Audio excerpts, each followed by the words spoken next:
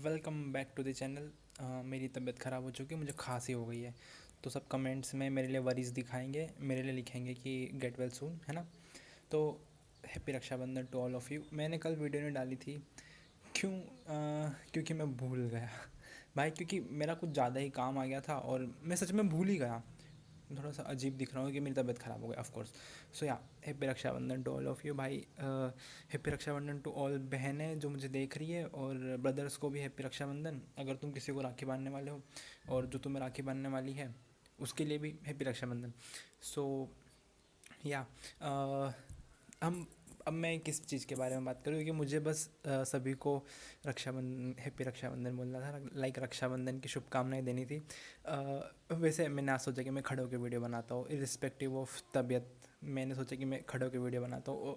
और ना, ये पता नहीं है आईपैड में कुछ, तो ये आईफोन का है, मतलब अगर ज़्यादा ही येलो धूप आ रही होती है ना तो एकदम सफ़ेद कर देता है, यहाँ से एकदम पूरा येलो येलो कर देता है।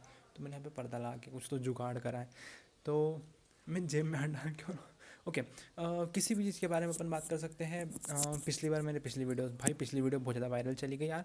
लाइक 72 व्यूज़ है। थैंक यू सो मच इतने व्यूज़ देने के लिए। और भाई मेरे सब्सक्राइबर बढ़ रहे हैं, कम हो रहे हैं यार। मतलब मेरे को भी समझ में नहीं आ रहा। मैं जैसे ही एक दो दिन डालना बंद करता हूँ वैसे सब्सक्राइबर कम हो जाते हैं, जैसे मैं डालना शुरू कर देता हूँ वैसे सब्सक्राइबर बढ़ जाते हैं। पता नहीं, कुछ तो कनेक्शन है इसका वीडियो डालने का और सब्सक्राइब करने का शायद। क्योंकि मैं तो अगर किसी को सब्सक्राइब कर लेता हूँ तो वो मतलब मैं उसको देखता भी नहीं हूँ कि मैंने सब्सक्राइब कर रखा है नहीं कर रखा। अगर उसकी वीडियो आ गई तो मैं देख लेता हूँ। पता नहीं मेरे क्यों सब्सक्राइबर घट रहे हैं, शायद मेरा थिंकिंग अलग है। किस चीज़ के बारे में बात करें? सबसे पहले रक्षाबंधन के बारे में बात कर लेते हैं। कृति सेनन वाली कंट्रोवर्सी। मैं लाइक मुझे कुछ भी मिल नहीं रहा था, है ना। मुझे कुछ भी देखने को नहीं मिल रहा था कि मैं क्या देखूँ, है ना, टीवी पे। तो मैंने यूट्यूब लगा दिया और मैं न्यूज़ बॉय देखने लग गया कि कुछ तो पता लग जाए ना। तो सबसे पहले कृति सेनन से भी पहले very sad for Nepal, like मैं क्या ही बोलूँ भाई, मतलब मेरे को बहुत ज़्यादा बुरा लगा उनको देख के। लाइक अगर मैं उनकी जगह होता या फिर कोई भी और मेरा फैमिली मेम्बर या फिर कोई भी होता उनकी जगह तो बहुत ज़्यादा सैड फील करता है ना। तो मेरे को उनके लिए बहुत मतलब बहुत बुरा लगा। लाइक रेस्ट इन पीस, भगवान की आत्मा को शांति दे, अगर भगवान होते हैं तो। पर लाइक बहुत ही ज़्यादा सडन था। मैं सबसे पहले तो मैं बहुत ज़्यादा कंफ्यूज हो गया था कि यार गवर्नमेंट ने कुछ करा क्यों नहीं। फिर बाद में पता लगा कि हिमालय से ग्लेशियर्स आके लाइक रिवर को उन्होंने जाम कर दिया था, फिर रिवर एकदम से फ्लो होना शुरू हो गई।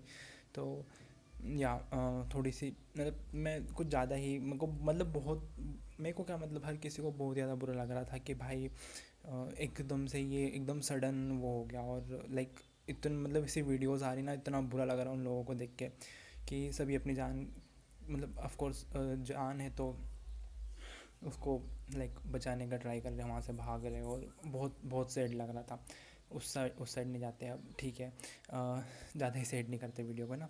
तो बात कर रहे थे कृति सेनन वाली कंट्रोवर्सी। भाई मुझे समझ में नहीं आता है इस देश को लड़कियों के कपड़े से फ़र्क पड़ना कब बंद करेगा।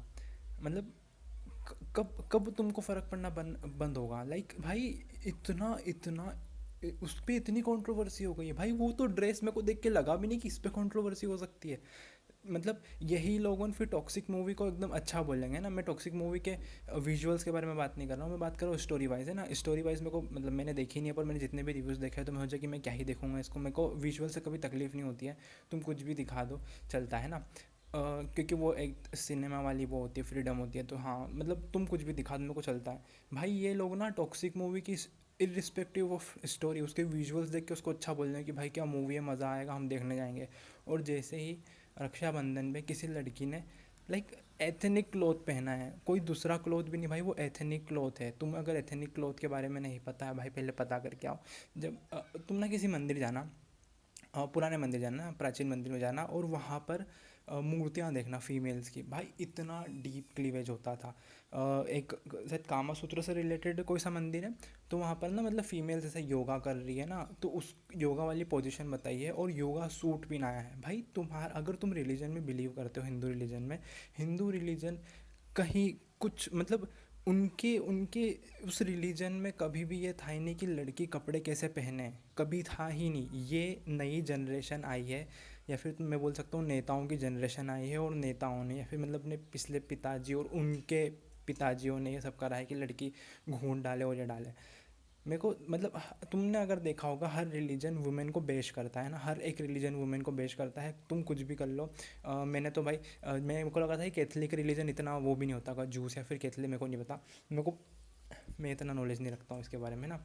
तो उसमें भी भाई वो फीमेल को ऐसा कुछ तो जाली टाइप ऐसा कुछ तो पिला देते भाई। मैं बोलूँ यार भाई हद तो मत पार करो। मतलब जो रिलीजन तो क्या मतलब वेस्ट को अपन बहुत ज़्यादा आगे मानते, उसके भी रिलीजन में भाई फीमेल्स को छोटे क्लोथ्स नहीं पहनना चाहिए, शादी से पहले वर्जिन होना चाहिए। भाई ये चीज़ें अभी भी मैटर करती हैं।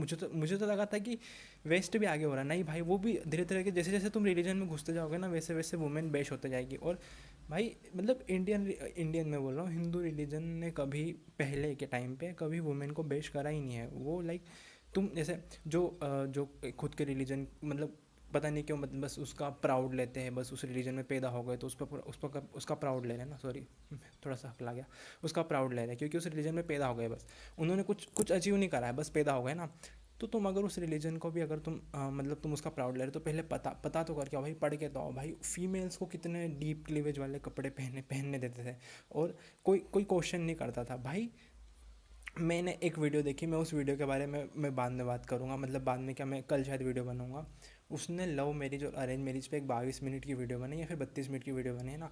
मैं तो इतना रेज बैठ हो गया था, मैं तो पूरी देखी भी नहीं। वो पता नहीं बात करते करते मेन वर्सेस वुमेन में चला गया, फिर मेन वर्सेस वुमेन से वो फेमिनिज्म पे चला गया, और फिर फेमिनिज्म के बाद वो चला गया 5-6 रील्स दिखा रहा है वेस्ट की। और वहाँ पे लड़के ऐसा बोल रहे कि भाई मैं जैसे बड़ी मतलब मैं 30 प्लस हो गई हूँ तो मैं चूज़ नहीं कर पा रही हूँ, मैं लाइक सिलेक्ट नहीं कर पा रही हूँ, है ना, पार्टनर। मैं बोलूँ भाई वो 4-5 इंडिविजुअल्स की अपनी उनकी वो प्रॉब्लम होगी भाई, तो उसको दूसरों के ऊपर मैं चलो वो वाली बातें मैं कल की वीडियो बना के बात करूँगा उसमें। तो मेरा ये बोलना है कि अगर सॉरी अगर वुमेन के कपड़े पहनने से इतनी तकलीफ़ होती है तो भाई अफ़गानिस्तान वाला रूल यहाँ पे भी अप्लाई कर दो, सबसे बढ़िया भाई, सबसे बढ़िया। और जैसे ही फ़ीमेल की बात आती है, जैसे अपनी मम्मी या बहन की बात आती है, तो बहन को जितना हो सके उतने कंफर्टेबल क्लोथ्स, भाई तू चड्डा पहन, तू बढ़िया कंफर्टेबल रहे भाई। मैं दूसरी औरतों के कैरेक्टर के बारे में बात करूँगा उनके कपड़ों को देख के। मतलब मैं अगर अभी चड्डा और टैंक टॉप पहन के बाहर निकलता हूँ, कोई कुछ नहीं बोलेगा, नॉर्मल है सबके लिए। अगर एक लड़की निकल जाती है भाई, उसको सब लोग इस वे में घूरने वाले हैं कि ये कितनी बेशर्म है। मतलब कंफर्टेबल क्लोथ्स भी नहीं पहन सकते हो भाई, तुम्हारा थोड़ा सा पार्ट दिख गया, इस इनके अंदर की वो पता नहीं क्या हवस जाग जाती, पता नहीं क्या जाग जाती, इनके थॉट्स ऐसे चालू हो जाते कि कपड़े नहीं, छोटे कपड़े पहन लिए इसने, अब मैं क्या करूँगा भाई। मेरा मेरा कल्चर वो हो गया, खतरे में आ गया। एक तो मुझे समझ में नहीं आता, कल्चर और रिलीजन बहुत डिफरेंट थिंग्स है।